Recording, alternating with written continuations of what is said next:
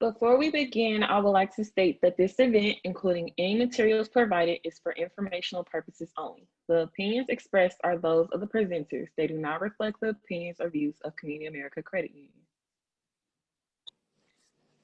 Hey, my name is Ronald Woods. I attend Northeast High School and welcome to the Community American Life Skills Series. For the first part of the series, we'll be discussing confidence. For the confidence series, we have Chris Good, the founder of Ruby Jeans Juicery, Denisha Snell, program director at American Public Square, and Carlos Cardona, a previous KCPS student who is now studying at the University of Chicago. I'm going to let the student moderators introduce themselves. Hello, my name is Andrea Scales. I attend Lincoln College Preparatory Academy, and I'm a life skills leader. Hello, my name is Carolyn McKay. I also attend Lincoln College Preparatory Academy, and I'm a junior. I'm a life skills leader. Hello, I'm Trisha, and I also attend Lincoln College Prep as a junior, and I'm a skills leader. Hi, I'm Janice Hoskins. I go to Central High School, and I'm a life skills leader. And myself, a Northeast High School student, and I am a life skills leader.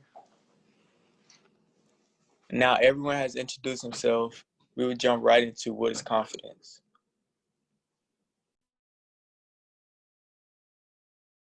It's a quality that everyone strives to have. Confidence is considered a soft skill that should be learned and practiced.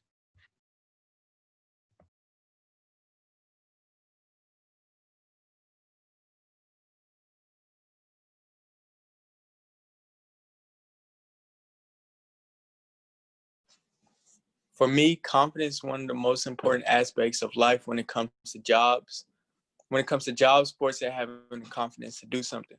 When I write poems or listen to music, it's a big confidence booster for me and helps me focus along with being good at clearing my head. I'm going to pass it to Carolyn for her definition. Confidence to me means believing that you can achieve whatever goal you have and be able to do anything just because you're you. I use my confidence in my nail business a lot. I'm confident that I can be a better nail tech every day and my business will continue to grow. To me, confidence is being the best you that you can be and not caring what anyone has to say to you or your flaws, because that's what makes you you. Confidence to me means that you can go out and be the best you. If you want to dance silly in the streets, you can. To me, it means that you can be you. So when I need a confidence booster, I use my best confidence booster, music. Confidence to me means understanding and being comfortable in your flaws. Understanding yourself and your limits can improve yourself as a person and reduce your anxiety. Now that you've heard from the life skills leaders on confidence, let's turn it over to our guest speakers. They will share their personal definition of confidence, how they incorporate confidence in their daily life, and what advice they have for all KCPS students tuning in. Let's start with you, Chris.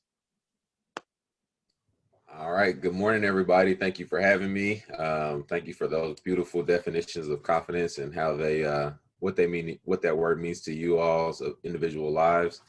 My name is Chris Good. I am the founder and operator of Ruby Jeans Juicery, based here in Kansas City, Missouri. Ruby Jean was my late grandmother. She died an untimely death at age 61 from type 2 diabetes. Type 2 diabetes is something that is controllable, it's preventable. It literally is determined on how you eat and how much you move your body or don't move your body. And unfortunately, we lost her way too soon. So my business is founded in her honor, but not only in her honor to share the pain that my family felt, many years ago, way too soon, and also shed light on what many other families experience and endure. And in building that business, this topic is very, very near and dear to my heart because it has taken a great amount of confidence, which for me is synonymous with faith, to even get to the point that we are today. Confidence, when I think about the word, I think about it in a way that is relatable to just my everyday life.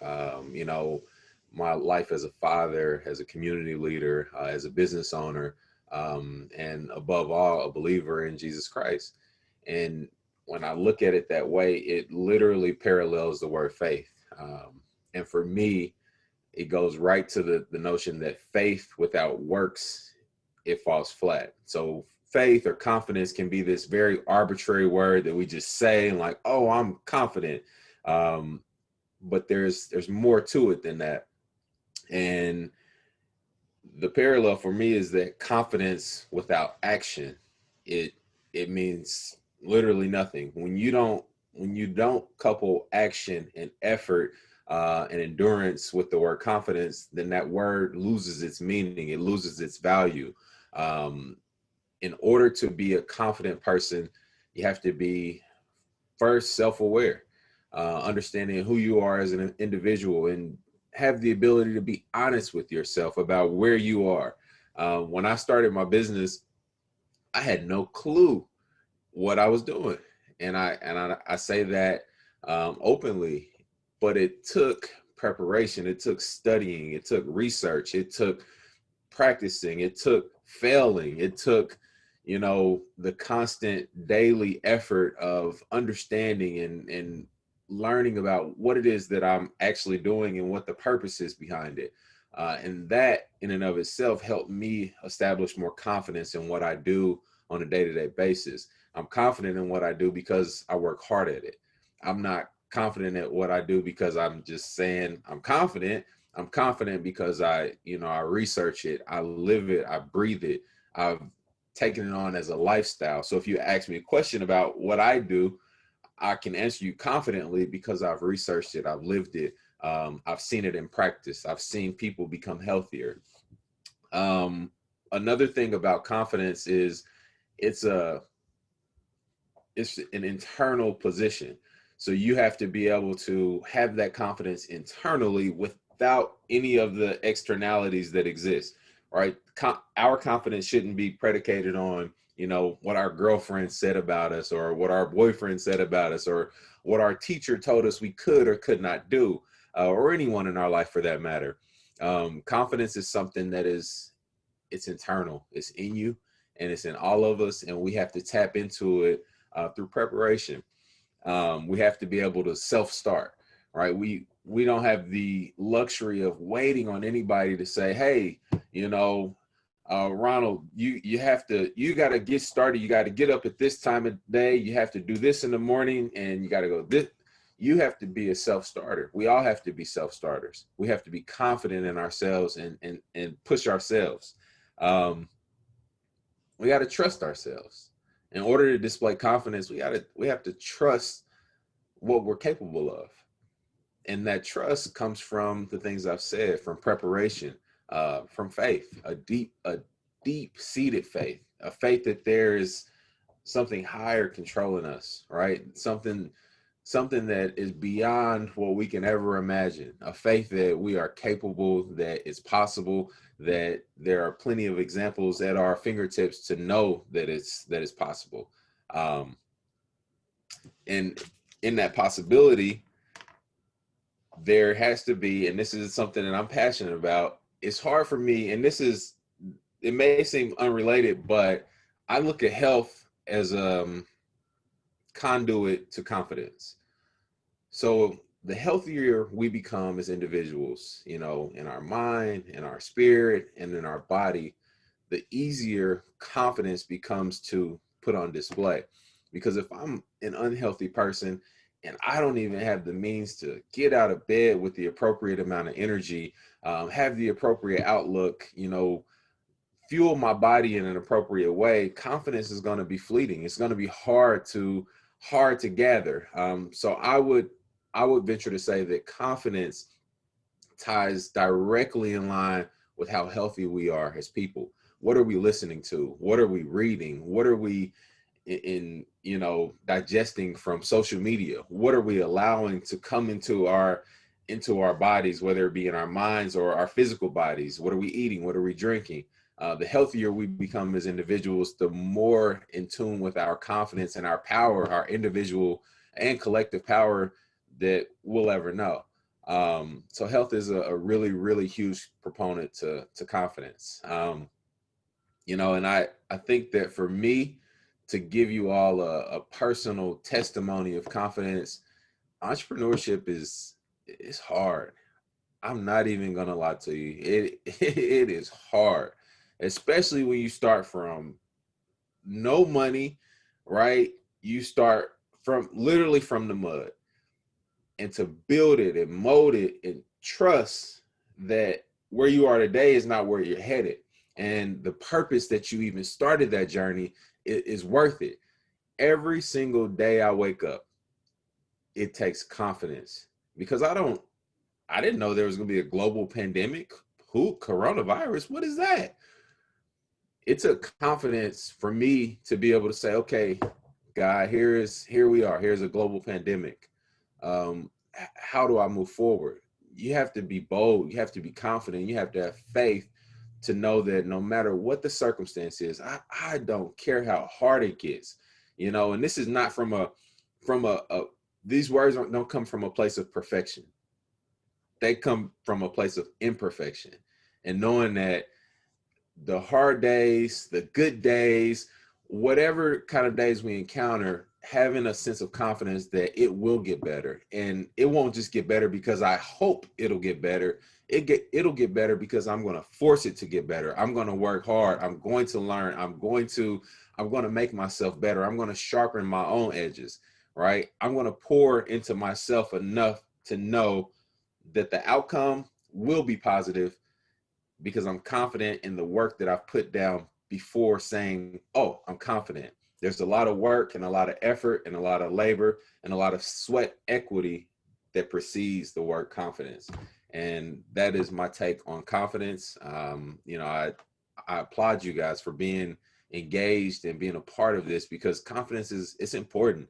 It's important no matter what we do, even if you're not an entrepreneur, right? Teachers that are virtually teaching or actually at school with students, parents that are learning to virtually teach their kids and homeschool their kids when they never had any desire to do so, but still maintain work.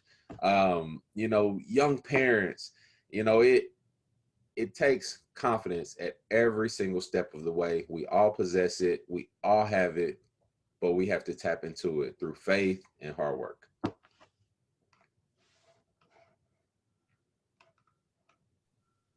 Chris, thank you so much for sharing your story and those awesome tips on confidence. We really appreciate it. Pleasure. Denisha, we love to hear from you next. Well, good morning again. My name is Denisha Snell, and I'm so excited and grateful to be here with you all today. I was excited to hear Chris's story again. I've heard it several times before.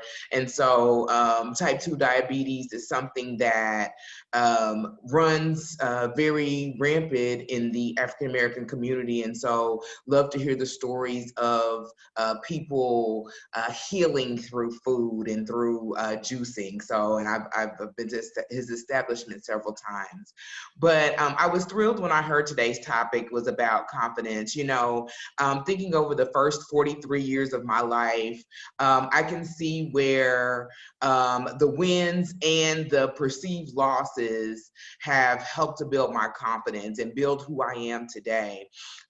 Especially my sense of self. Having a good sense of self is really where confidence comes from. So Chris talked a bit about, coming from confidence and faith-based. Although that has played a part in my life, what's been most important to me, and when I think about confidence, I think about the stepping stones and the things that I have gone through in each phase of my life that have helped build the confidence in me. And so what I really want to talk to you all about today is just some of the things that I've experienced in life, how that has helped me build confidence, and then how you guys can apply that to your life as well. So just so you know, I am the program director for American Public Square at Jewel.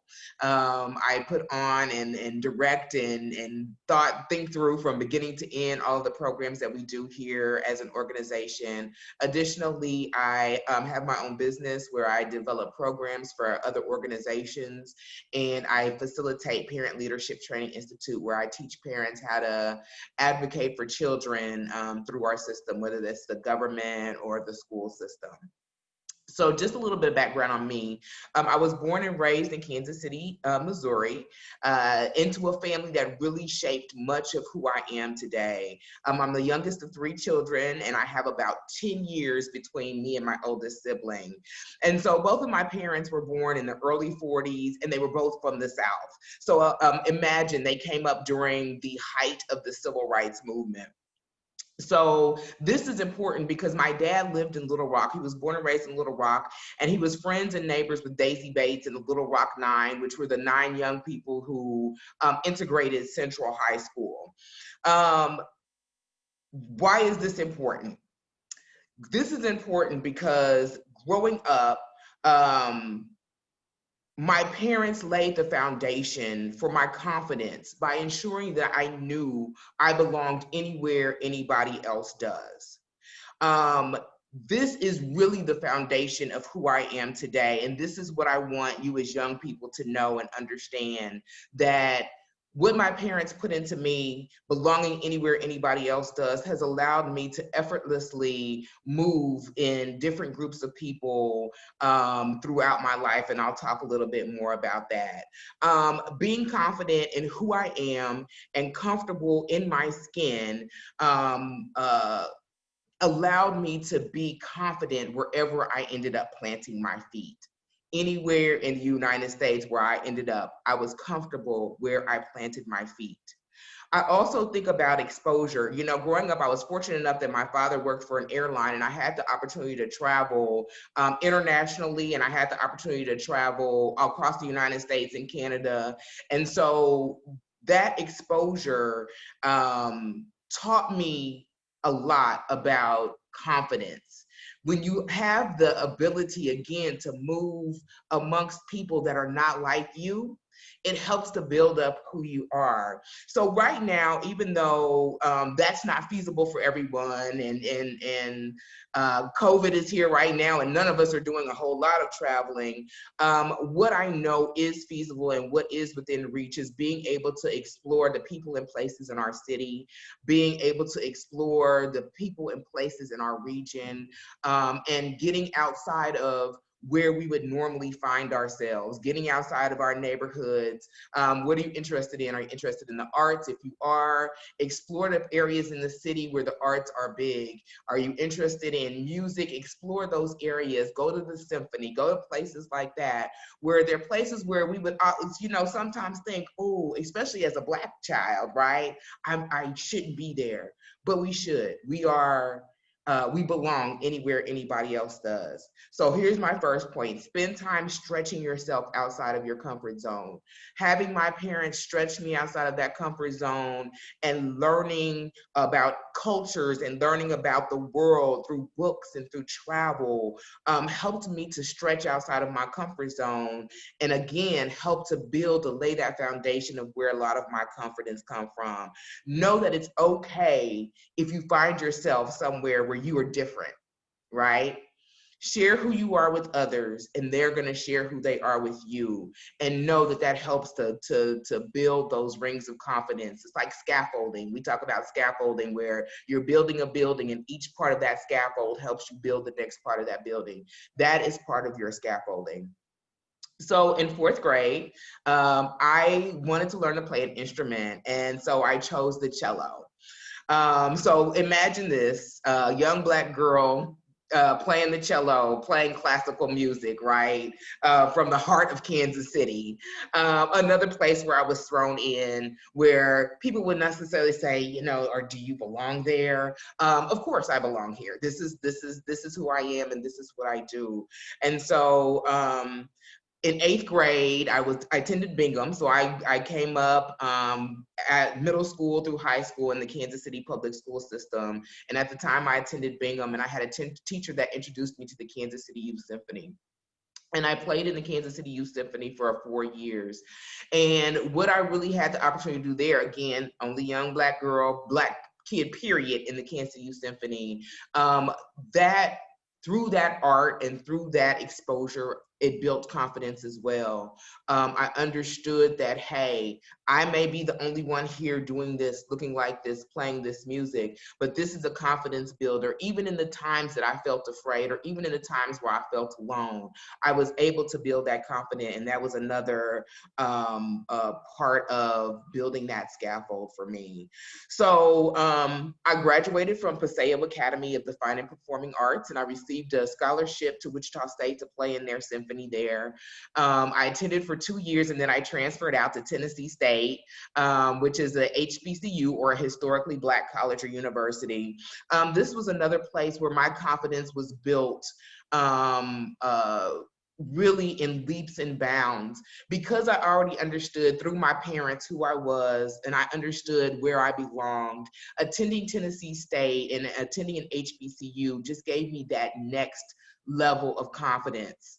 And so had I listened to the naysayers who said, oh, you're not going to get a good education at an HBCU, I wouldn't have gone there, and I wouldn't have experienced meeting people from all walks of life, meeting professors who knew what it took to succeed in the world, not just being at a Black college, but succeed in the world anywhere.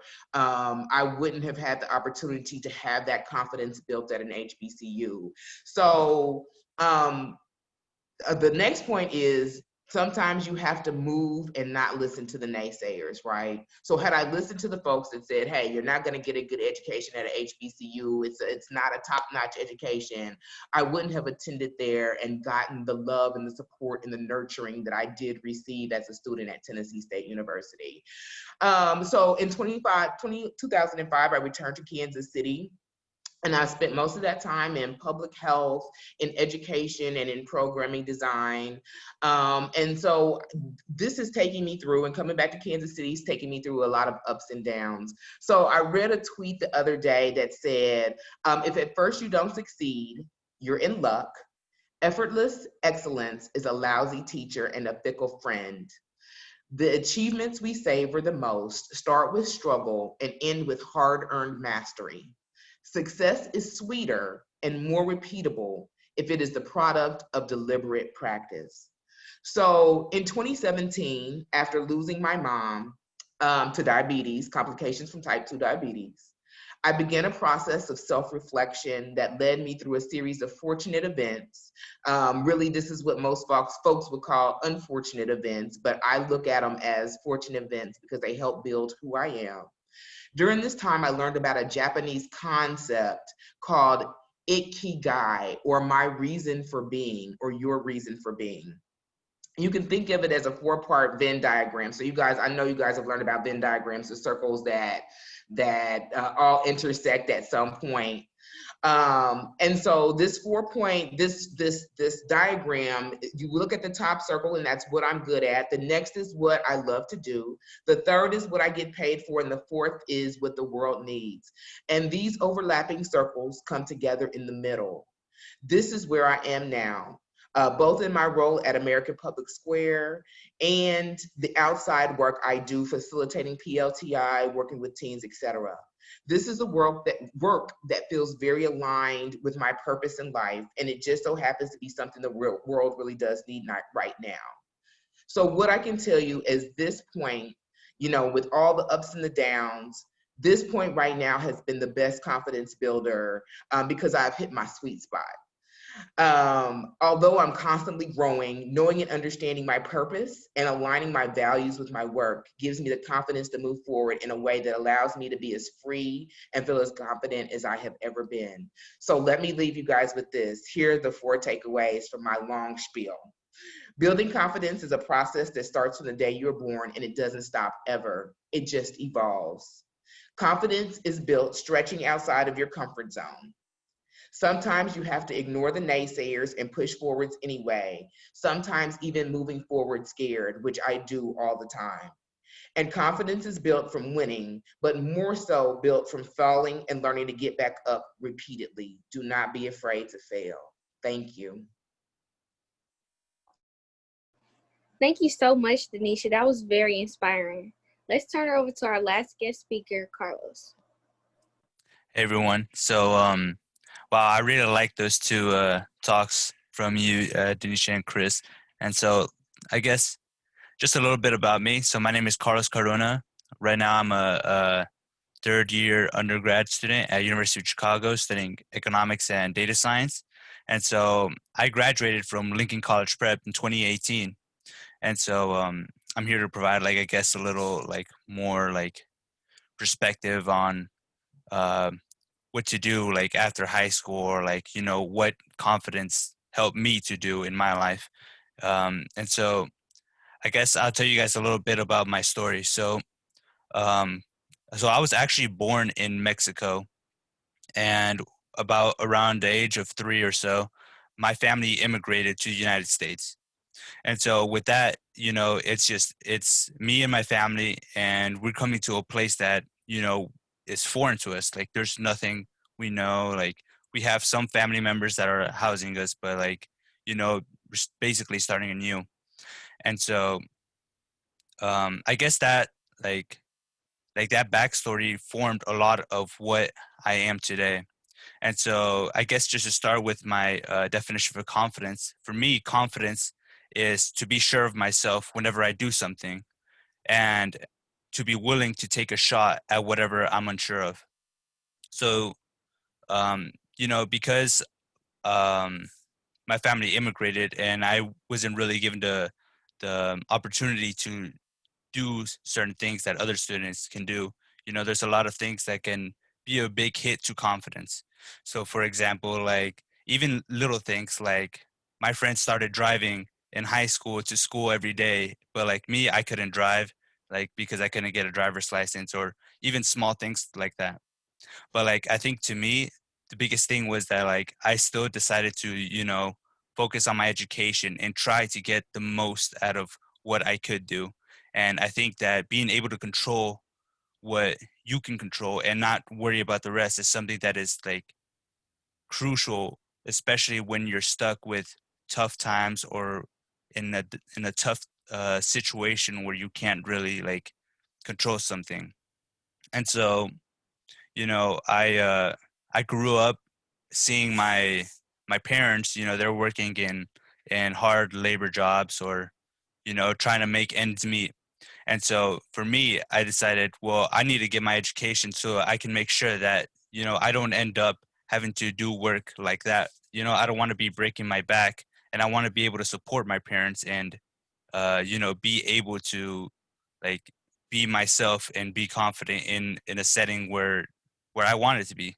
So I shot for the stars and I dreamed big. And so in high school, um, you know, like my junior and senior year was a time where I started thinking about college.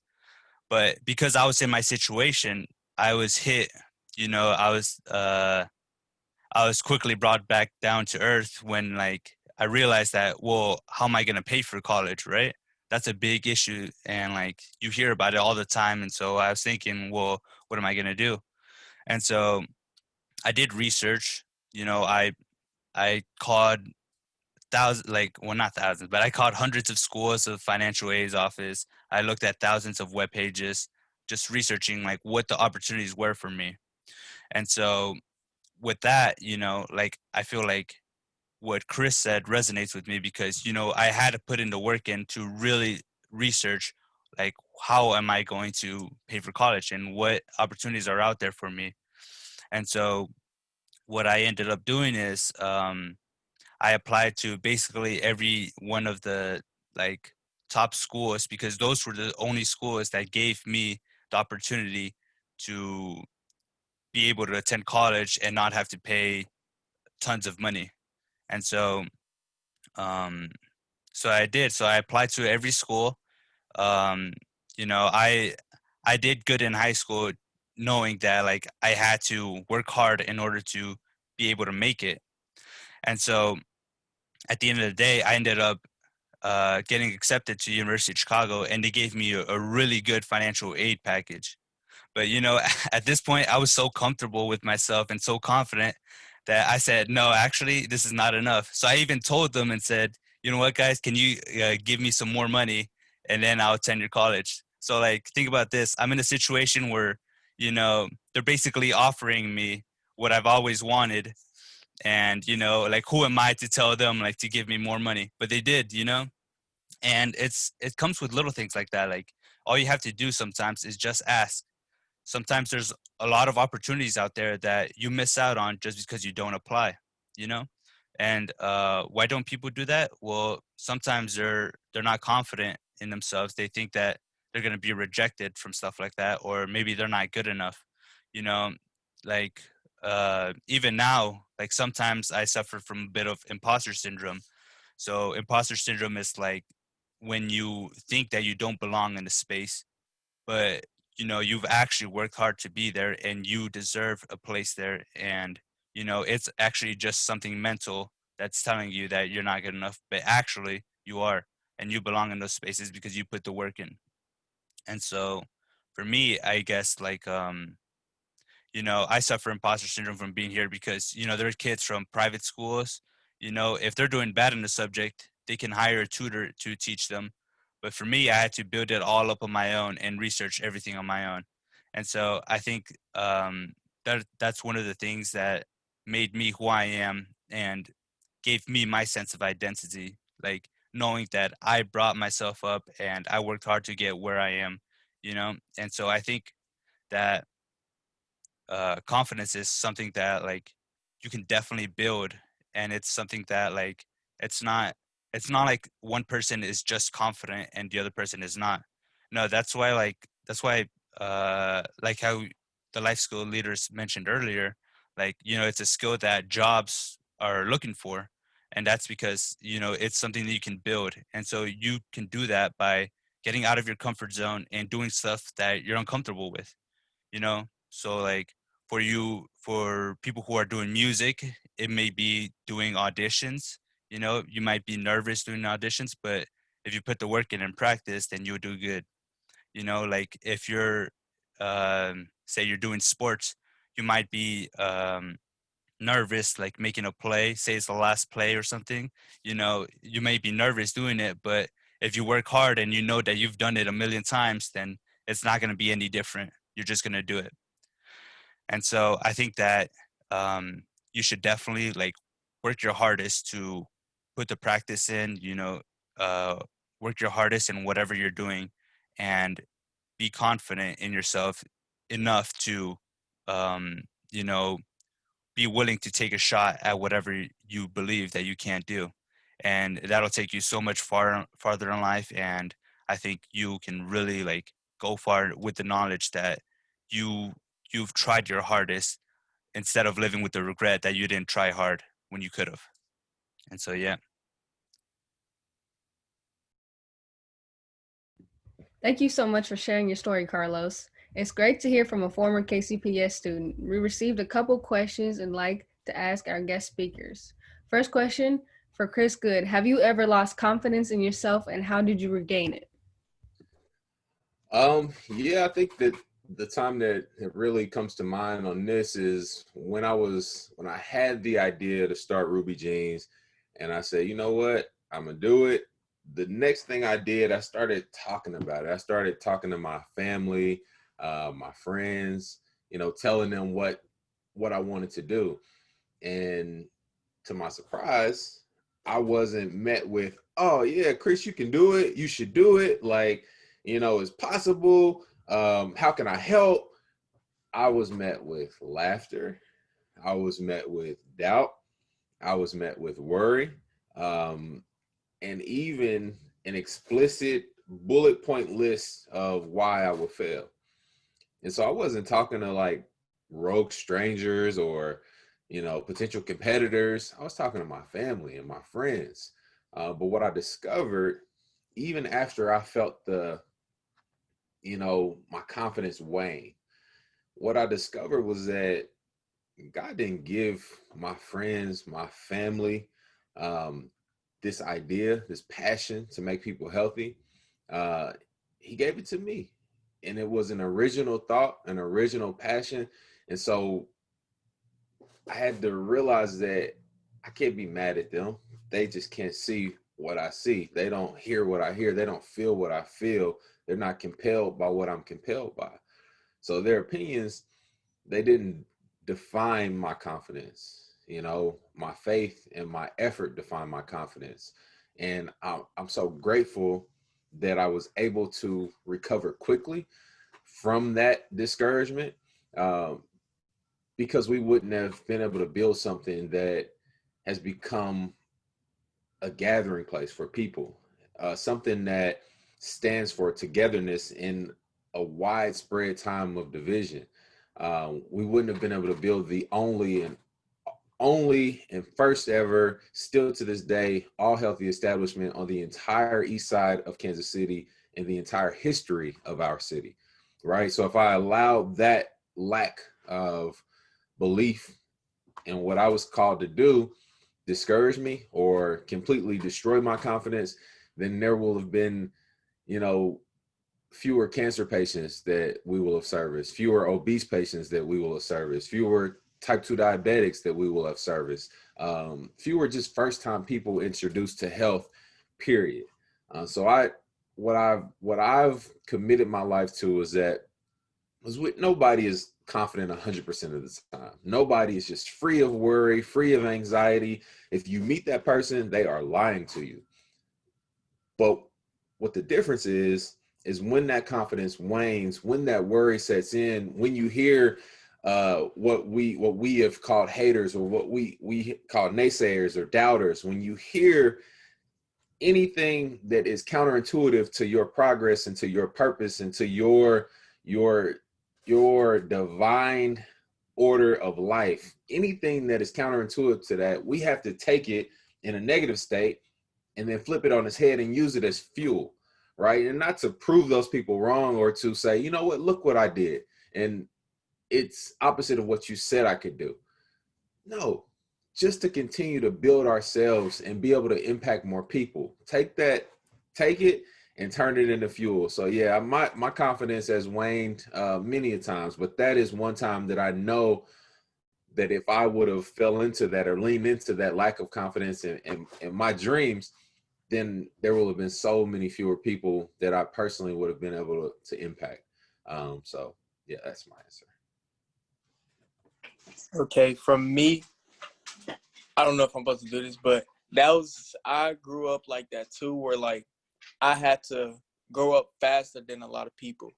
Because when my like auntie passed, that was supposed to be like the main person that was like inspired to me, because like she'll always be the one to lift everybody's spirits up. Like when everybody down or something like that, she'll come in, say hi, and everybody's smelling. But yeah, that was supposed to be me, because I was in that type of position where like I was supposed to grow up like my brothers, like be in trouble all the time and do that. But once she passed, that got me like, dang, anybody can go. That was also a big confidence booster for me. But the question I'll have to say is, if you were to talk to like your younger self at our age, what would you say to them about confidence?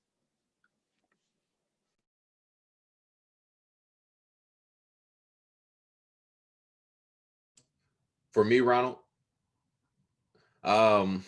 if I were to say something to you guys as a younger version of me, or even my younger self, I would tell myself and you all to be patient. Be patient and allow your work to produce its fruits. Don't be so inclined to see what others are doing or worry about what others are saying. Be patient with your process and stay committed to that process, because in that commitment, over a consistent amount of time, hours, days, months, years, you will have landed on something special. But it's only through that commitment and belief in yourself that you can get to that place of confidence, of true confidence, because you will have put the work down and you will say, well, if I work harder, if I work longer, if I work smarter, if I learn more, if I inform my decisions better through that labor, through that sweat equity, then what else do I have to worry about? My work will speak for itself. The fruits of my labor will speak for itself. I don't have to explain or prove anybody anything. All I have to do is stay committed to this process and to this journey, day in and day out, without fail, without compromise, without any compromise. No matter what anybody is saying or doubting or Does not matter. If I stay committed, then the rest will work itself out. So I would say stay committed and believe that the end is going to be beautiful if you stay committed. Thank you so much, Chris. Our next question is for Carlos. As a teen or child, was it difficult to be confident? I think honestly, as a teen, it's probably the most difficult time to be confident. Because I feel like confidence is something that has to do with yourself and your sense of identity. And sometimes as teenagers, we tend to go with the pack. So if some people are are doing something, we follow them. For example, like not everyone has to follow the traditional college route. You don't have to go to a private or public 4-year college or university. Like that's not the route some people take. And that's perfectly fine because there's no answer to life. There's plenty of people who go to trade colleges and make more money than people who go to universities. There's people who start their own businesses and are more successful than people who go to universities. Like there's no specific route in life. And so I think that like one thing that as a teen is we're kind of afraid to stand out. And so I think the hardest part is actually gaining the confidence to stand out and do those things, and to make sure that you take full advantage of opportunities. Make sure that always go for the biggest opportunity that you can get, and don't, like, it shouldn't matter like if it's a HBCU, a trade school, if it's community college. Like it doesn't matter what it is. Whatever you're doing is what's right for you, because you're the one who's doing it. And so I think when you're a teen, you should work towards doing what you want to do and not follow the rest of the pack, or you know listen to what those people are saying, because at the end of the day, only you control what you're doing. And you know confidence is something that like other people can help you build or other people can help bring down.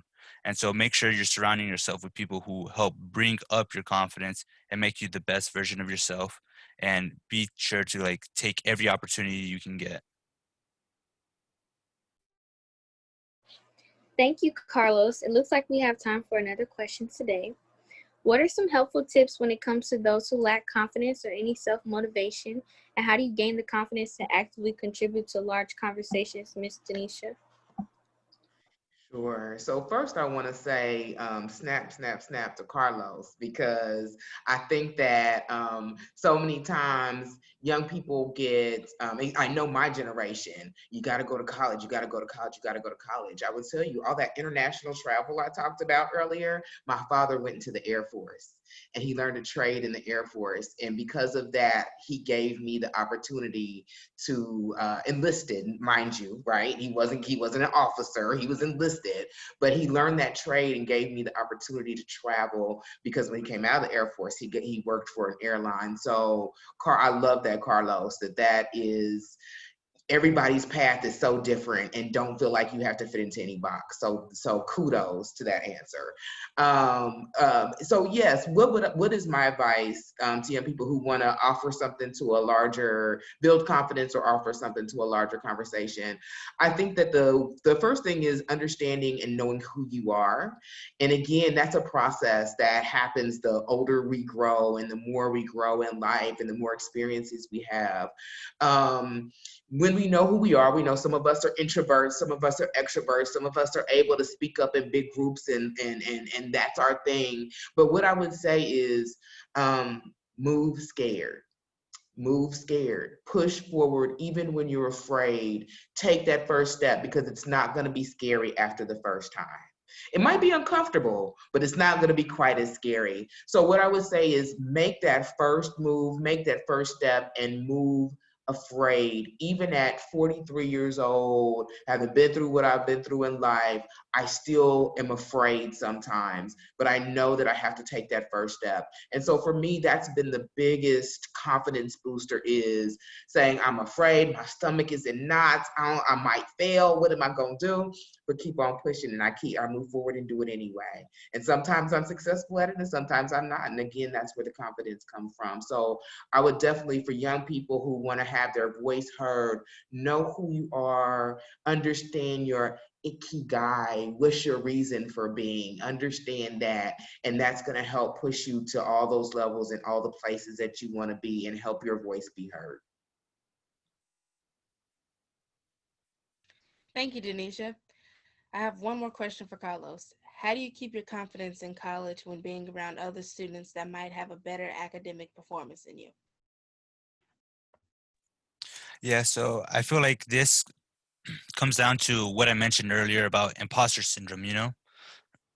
Like you might be doing, or you might think that other people are doing better than you, but in fact, like most of the time, it's mostly that everybody is struggling, you know, and you have to do what makes you perform the best, right? So say you're struggling in a class, like, you know, sometimes you just have to stop and reflect and think, okay, well, what am I doing wrong, right? And so that's happened to me like hundreds of times. Like, for example, my first year of college, going in, I was taking calculus, right? And I get my first test back, and I get a 30%.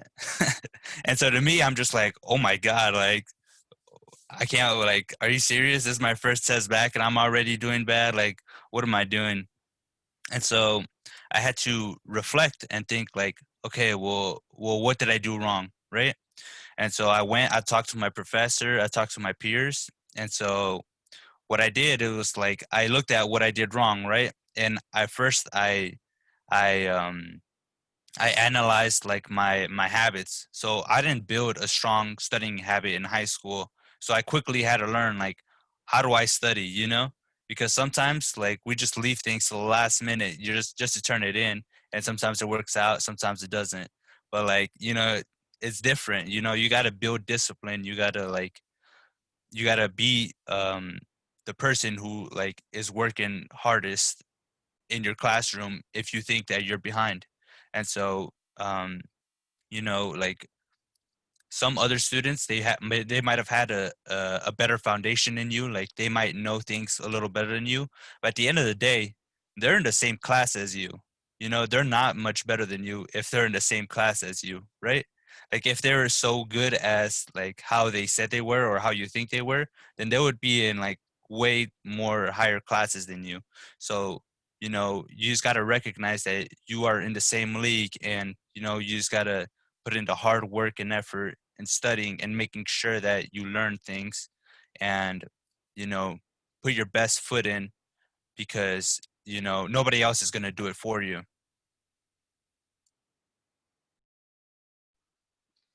Okay, well, that's all we have for today. I want to thank the speakers for dedicating their time to the students of KCPS. We really appreciate it. Also to the viewers, thank you for taking the time to benefit yourself by viewing this recording. Take the time to please complete our exit survey and tune into the next life skills session over the topic money.